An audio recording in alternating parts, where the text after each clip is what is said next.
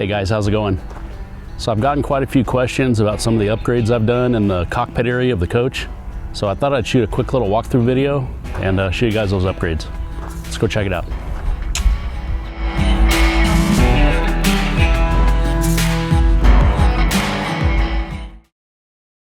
So this coach is a 2004 Monaco Windsor diesel pusher, 38 foot. So let's go inside and take a look.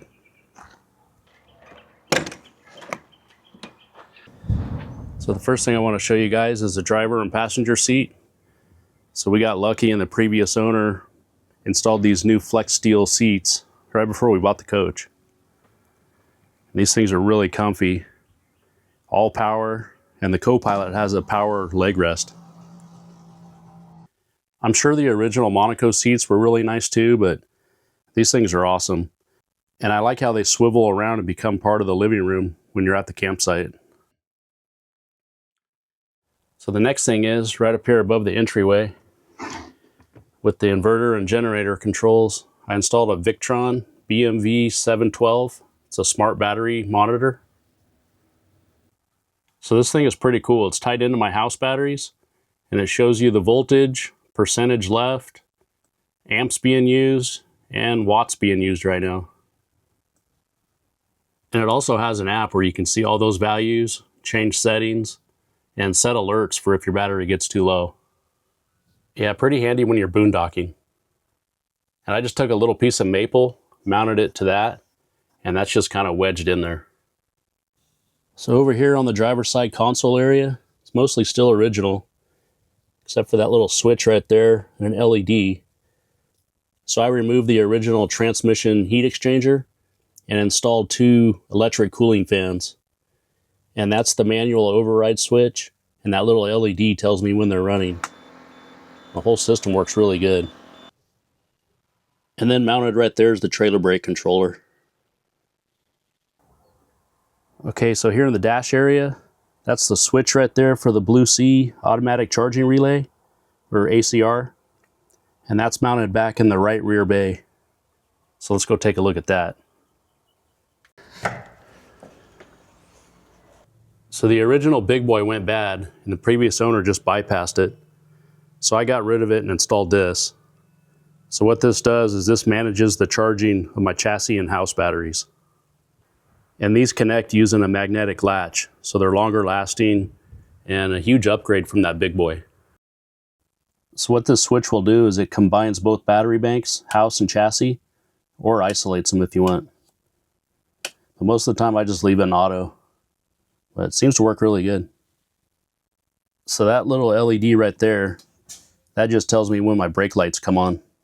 Because I was having some random issues a while back with my brake lights not working and my cruise control acting weird. So I installed that as kind of a diagnostic tool temporarily, but ended up keeping it because it's actually kind of nice knowing for sure that my brake lights are working. And then over on this other side, I installed a Banks Pyrometer gauge, so I can keep an eye on my EGTs. And I probably would have never installed one of these, but I had my turbo off a while back for some other work. So I figured that was a good time to install the probe. But it's actually kind of nice being able to keep an eye on my EGTs when climbing the mountains. So you might be wondering how I got the wiring for all this stuff from the front of the coach all the way to the back. So let me show you what I did.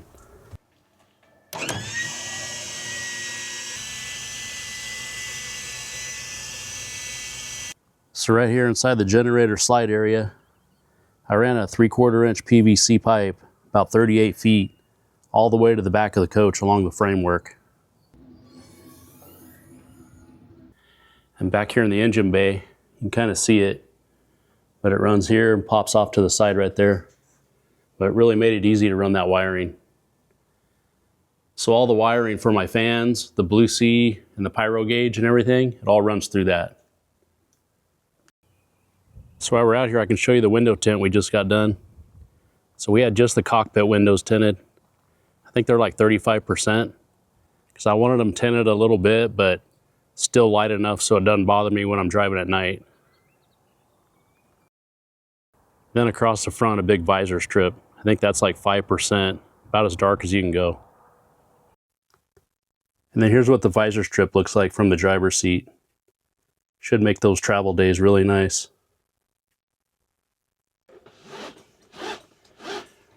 And we got rid of the original grandma curtains and swapped them out for these newer blackout gray ones. But eventually I want to upgrade to the pull down shades, but for now these work pretty good. So now moving on to this overhead area, the previous owner had the old tube TV removed and installed this nice 40-inch flat screen.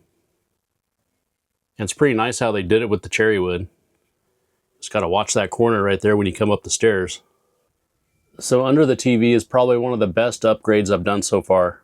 I mounted a piece of maple hardwood underneath here and attached some ram ball mounts to it. And I got this idea from our Jeep. It uses a similar system with the arms and ball mounts. But here in the coach, I use this system to mount the TPMS, the dash cam, and my phone. So to attach everything, I use these little adjustable arms, and you can get these in different lengths. But they make it really nice because you can just position everything however you need to. And I still have room for a GPS eventually. At first I was worried about how it would look having all this stuff mounted under the TV, but it's way better than the rat's nest we used to have. Before we had stuff sitting on the dash, stuff stuck to the windshield, and cords running everywhere. So this setup has really worked out nice. Everything stays nice and organized. So to mount these, the tire minder uses a Trax 4-prong base mount, and it kind of has like a GoPro style system on the back and then attaches to a ball. And it just clips right into the back of the tire minder monitor. So the dash cam is a VIOFO VS1, and it's designed to stick on the windshield, but I didn't want it stuck on the windshield, so I cut a little piece of plexiglass and attached a ball mount to it, and then stuck the dash cam right to the plexiglass. And then the foam mount, it's a 67 design magnetic foam mount from the Jeep. And all the balls are a 1-inch diameter, except for the 67 design, it uses a 20 millimeter. So all the devices have their own charging cable, and that all comes from right up here above the driver in this cabinet. So up here I installed two 12-volt DC power distribution boxes, and these are tied into my house batteries. You just turn them on and off with this switch right here. And they got USB outlets and also like some cigarette lighter style ports. Then I keep extra cords and USB adapters and stuff in this little box right here. And then over here, I removed all the old satellite equipment and all the outdated audio stuff. Just installed a Blu-ray player right there. So back here in the dash area, I still have the original Sony monitor and the rear camera, and it still works pretty good. And I also have the original Aladdin system.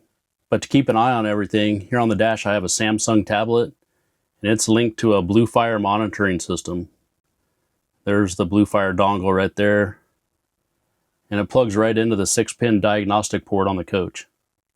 So being plugged into that port, it connects with the coach's ECM, reads all the engine vitals, and links to the tablet through Bluetooth, and displays all the information right there on that tablet. It works awesome, and I actually use it more than my old gauges on the dash. You can even set alarms and alerts for each gauge if you want. And the display is all customizable. And it also works as an engine diagnostic tool if you get a code or a check engine light.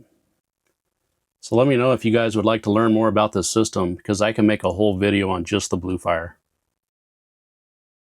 And then to mount the tablet, it's inside of a hard case. So I just attached a 1-inch ball to the hard case and then another 1-inch ball on the dash. And then I use like an 8-inch adjustable arm to secure it. And it has its own charging cable coming from that 12-volt supply box up above. So I do still have a few things I want to do in this area, like replace these dash bezels, because most of them are cracked or broken. Maybe update the stereo, and redo the entryway flooring there on the stairs. So all those upgrades were a ton of work, but man, they've really made the traveling days and the camping trips a lot more enjoyable and safer. So hopefully you guys found this video helpful and it gave you some ideas. And if you like these Monaco upgrade videos, hit that subscribe button. And as always, safe travels. Thanks for watching. We'll see you guys on the next one.